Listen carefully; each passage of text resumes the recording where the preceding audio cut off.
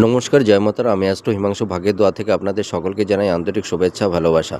দেখুন, মহিলারা হলে বাঁ হাতটিকে দেখবেন এবং জাতকেরা হলে ডান হাতটিকে দেখবেন। আপনারা মোটামুটি দেখতে পাচ্ছেন একটা আয়ুরেখা।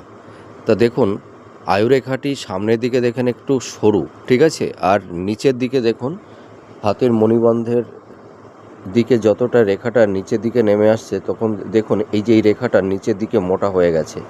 আয়ুরেখাটা নিচের দিকে মোটা হয়ে গেছে আর ওপরের দিকে কিন্তু সরু হয়ে গেছে, ঠিক আছে।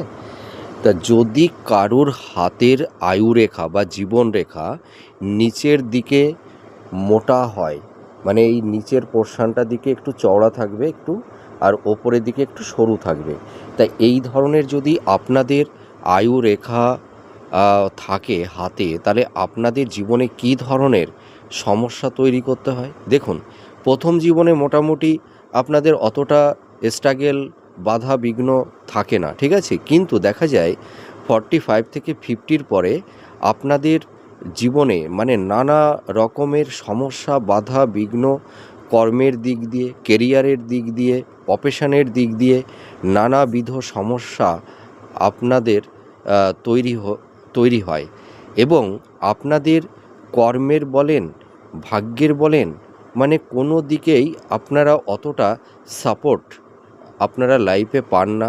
আপনাদের শেষ জীবনে অর্থের সেভিংসটা সেরকম হয় না, ঠিক আছে।